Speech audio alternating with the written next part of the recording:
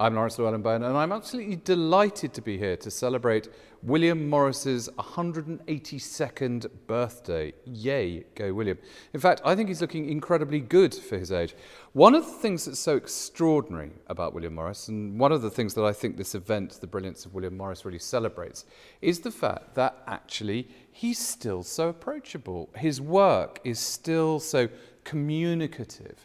And that even now, 182 years later, he's still such an incredibly recognisable brand, but a brand that comes with so much goodwill, so much sense of happiness built into it. So congratulations, William Morris. I am delighted to be here.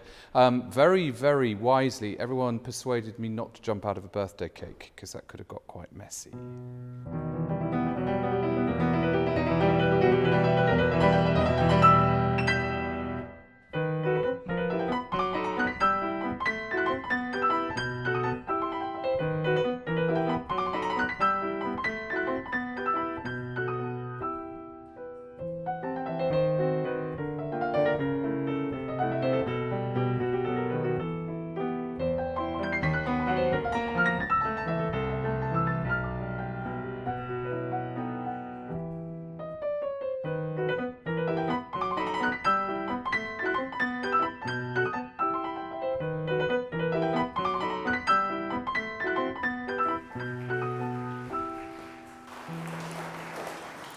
Thank you very much. I hope you've all had a nice break.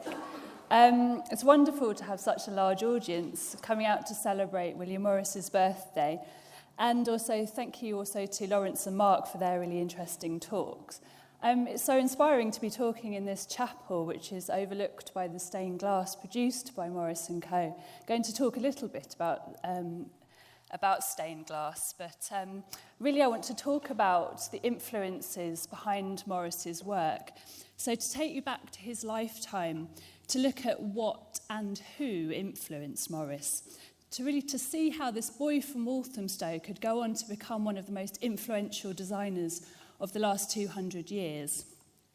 Now, Morris's artistic talents were in the main self-motivated and self-directed. He came from a quite wealthy family. He was the eldest son of a family of 10. His father was in banking, and his mother was a kind of traditional Victorian woman of her standing. But neither of his parents were what we would now describe as creatives. These miniatures show his mother and father just shortly before they were married, and they're in the William Morris Gallery's collection. Now, obviously, when Morris was growing up in Walthamstow, it was a rural area, obviously very near to London, but far enough away for him to enjoy the kind of fresh air of the countryside. Unfortunately, we don't have any photographs of the interiors of the houses that Morris grew up in. But what we do know is that his childhood homes were really kind of typical Victorian homes. This is Waterhouse, now the William Morris Gallery. And the interior would have conformed to Victorian taste. So realistic floral designs on wallpapers and textiles, heavy woven silk damasks, and imposing dark wooden furniture. In other words, really everything that Morris was come to reform and to change in the British home. Now, wealth afforded Morris education and opportunity, and he went from Marlborough College, as we've heard, on to Oxford University in 1852, and he intended to study for a life in the clergy. Now, at this point in his life, he could have eased into a typical life of someone from his standing, but events took a very different turn, and he chose to pursue a different direction. So whilst he was in his first year at Oxford, he encountered the writings of John Ruskin. John Ruskin was an art critic, a patron, and a watercolourist, and he wrote this book, The Stones of Venice, in 1853. Now, Morris was particularly inspired by a chapter in this book called The Nature of Gothic, and in this chapter, Ruskin sets out ideas that captured Morris's attention. And he argues that art is the expression of man's pleasure, and that unless man's work once again becomes a pleasure to him, which had been denied by industrial mechanisation, then the workers would continue to toil and live in pain.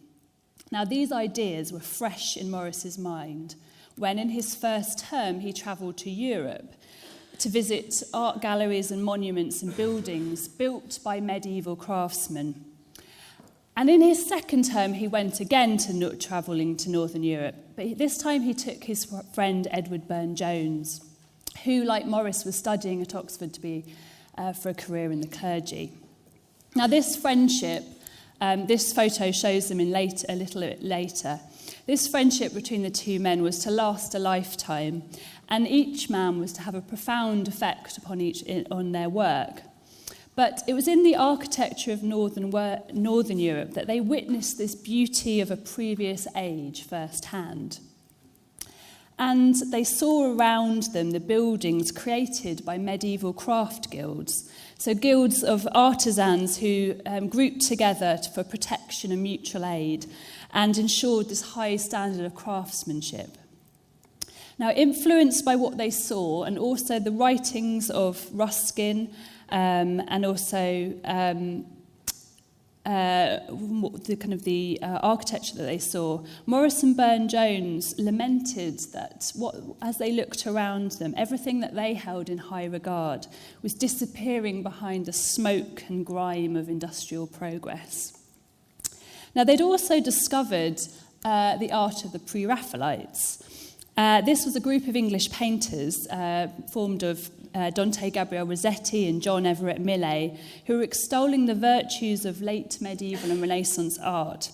And they also worked together. So all these ideas came together, and on their last night of their travels in their second term at university, they were walking along the harbour of Le Havre, and they decided to abandon their life in the clergy and instead embark on a life of art. Now, they returned to England newly invigorated.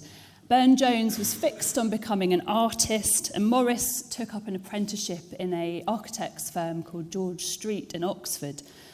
Now, this was actually to be rather short-lived for Morris, because it wasn't long before he would set up his first decorating company, Morris, Marshall, Faulkner & Co., and this was in 1861.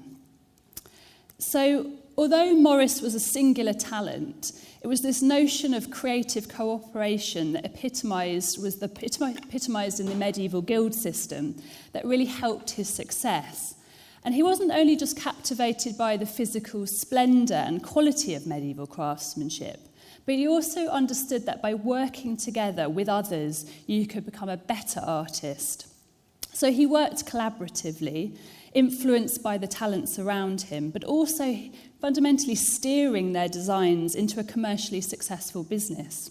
So, for example, with stained glass, which we're obviously surrounded by tonight, this was the main staple of the business in its early days. And he deployed the talents of Burne-Jones, his friend and architect Philip Webb, also Rossetti, who Morris and Burne-Jones had admired in their youth, but also they'd become friends with him.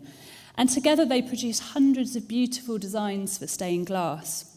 Morris advising on themes and colours, as well as designing himself. Now, going a little bit before he actually set up his business, Morris, aged 24, he got married, and he married a young woman from Oxford called Jane Burden. Now, it was actually Rossetti who first spotted her in the theatre of an audience of a theatre, in Oxford, and he invited her to pose. At the time, they were all working together on murals at Oxford University. And this is a picture by William Morris of Jane posing as a medieval lady. Now, this photo captures Jane's beauty. She was really the quintessential Pre-Raphaelite beauty, slim, tall, had these very dark, brooding looks. And it was with some surprise, really, that she married the rather scruffy, slightly overweight Morris. This rather cruel cartoon by Rossetti captures this surprise, Morris reading his poetry while Jane is sitting in the bath. Now, after their marriage, Morris committed a very large amount of his fortune to building their first family home together. And this was called the Red House, and it's in Bexley Heath in South London, and it's owned by the National Trust, so it can be visited. Now, the house was designed by Morris's friend Philip Webb, who he had met in the architect's firm in Oxford. And together they designed this house that captured the medieval spirit they both so admired. The red brick walls, which lend its name the Red House, the turrets and the oak woodwork, they're a world away from the Georgian homes like the William Morris Gallery today that Morris grew up in. Inside, the plaster ceilings were punched with holes by the decorators so that Morris and friends could paint these colourful designs on the ceilings. They also painted murals and they painted the furniture, and they embroidered furnishings for the house. And they worked together in this productive and creative way, really precursors, I suppose, to groups that we now know like the Bloomsbury group. Actually, these paintings are very reminiscent of places like Charleston. Now, Morris would dedicate many hours to learning new crafts and in mastering skills such as embroidery and weaving. And he had an understanding that to learn a craft, you really had to put in the time. So although he had this innate ability for pattern making, it was this willingness to dedicate time that made him excel at almost whatever he turned his hand to. And a good example of this is Morris's embroidery, which is perhaps an unlikely skill for a Victorian gentleman. And Morris had actually started embroidering as a young man when he was living as a bachelor in a flat with Burne-Jones. And he bought himself a loom, and he had wool dyed specially for him. And this is one of his first attempts.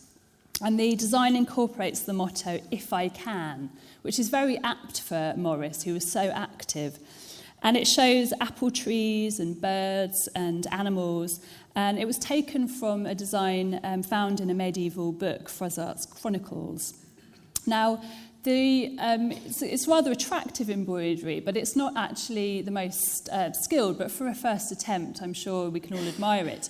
But some of the some of the stitches are uneven. The apples around it are a little bit uneven. The colours is a bit patchy. But Morris would go on to really become a master embroiderer, and also he inspired all his family and friends. And this example in the gallery's collection is Honeysuckle, and this is really one of the most beautiful of the embroideries associated with Morris. It was embroidered by his wife and his daughter, but it was taken from Morris's design for Honeysuckle. An exquisite work and very light and beautiful mixture of colours. Morris is really admired for his ability to capture natural forms and designs. And it was this really innate ability for pattern making that when the business changed and the partners moved on to different interests, that Morris decided to take over the company himself, and the company became Morris & Co. Now, it was the birds and the flowers and the leaves that appeared in his designs that brought the English countryside into the homes of Britain. And as the business expanded across the world, willow, acanthus and thrushes and strawberries were covering the walls and furniture of homes across the world. So where does this inspiration from nature come from? Well, I think first we have to go back to his childhood, to this area. Growing up on the edge of Epping Forest, he roamed the forest on his pony, and he'd later fight to protect the hornbeams synonymous with the forest. In Waterhouse, now the William Morris Gallery, he had the expansive grounds that if you've been to the park there, you know what a huge garden that must have been for the private house. And he played Robinson Crusoe on the moat, and he sketched in the garden with Burne-Jones during their university holidays. And when he designed the Red House with Philip Webb, the gardens were actually as much a part of the design and the architecture of the house as the architecture, And they were carefully considered and planted when he'd actually moved in with his family. Later on, his two great homes associated with him, Kelmscott House in Hammersmith This is right by the water in the Thames, by the Thames, and Kelmscott Manor in Oxfordshire. They both backed onto the river. So this proximity to water and light finds its ways into his designs. And perhaps most obvious for this is his design for willow bough, which is taken from direct observations of the river. And his daughter May described how we were walking one day by the little stream that runs into the River Thames, and my father pointed out the detail and variety of leaf forms soon after this paper was done. Now, willow pattern is very helpful for describing just why Morris is such a fascinating and skilled designer. He would take natural forms, but he abstracted them to make them suitable for a flat wall. Now, instead of designing a realistic interpretation of looking through a willow tree, which would probably be much denser and darker in design, it's almost as if Morris has taken these willow boughs and he's laid them flat on the floor. And he does this, he creates this flat pattern, but he still manages to capture the flow of the branches and the coiling leaves. And this is probably why it's one of the most enduring of his designs and is still seen in many homes today. Another of his most popular designs is Strawberry Thief. And this again was taken from direct observations of nature. And it was when he was in his garden at Kelmscott Manor in Oxfordshire that he saw the thrushes stealing strawberries, and he named this design and based this design around this vision that he'd seen. But actually, the natural world wasn't for Morris just about what he saw, but he also understood the practical use that it could provide him. In particular, the plants that he used for dye stuffs. And Lawrence mentioned this, touched on this point. Now, Morris is often kind of criticised, I suppose, for his rejection of mechanisation in industrial processes because it made his work very expensive. But fundamentally, one of the reasons why he had this, he criticised this, was because he saw that actually the quality had decreased with synthetic and aniline dyes. So by the 1850s, a huge variety of new colours was available. So Prussian blue, cochineal pink, antimony orange, and even mauve. These were all colours that had previously been unavailable. But Morris disliked them. He thought they were very kind of garish. He also thought they were inferior in quality. And he actually admired much more natural and jewel-like colours. He, as a young man, had encountered a book in his father's library, a book from 1597. And this book is by John Gerard, and it's called Herbal, or The History of Plants. And in the book, it describes the many uses of plants, including what they can be used for, how they can be used for dyeing. This page shows the woad plant, which is used for the colour red. And Lawrence again mentioned this quest that he had for the colour blue, and he originally wanted to revive woad colouring, which was a blue colour associated with the Celts and was used across Europe. But Morris lamented that there were no more woodmen left, so the people that had made woad in the past. So instead he looked to Indian textiles and the use of indigo. And this example here shows you how he achieved this very rich blue colour. And he worked with Thomas Wardle in Staffordshire, and they did many experiments to achieve these rich blue colours. And they imported materials and plants from India and did many experiments. And fundamentally what they were doing was they could see in India that they could achieve these colours, but what they wanted to do, they wanted to produce it on a much larger scale. And indigo is really what Morris excelled at doing. And And going back to the design strawberry leaf, this really shows you Morris's success. So we have this indigo background, and then we have the red strawberries, which have been achieved by using madder red, and also the yellow from the weld plant. So this complexity of colours and a very time-consuming process to achieve all these colours on top of each other meant that they were expensive, but really epitomises this quality that Morris was striving for. Now, Morris was not just able to capture the natural world through his designs, but it also came out through his writing. And this is really exemplified in the diaries that he kept when he visited Iceland. Now, again, perhaps a rather unexpected destination for this time, but he had very good reason to escape to a far-off land, I suppose. In his personal life, his relationship with his wife had broken down. She'd started to have an affair with his friend Rossetti.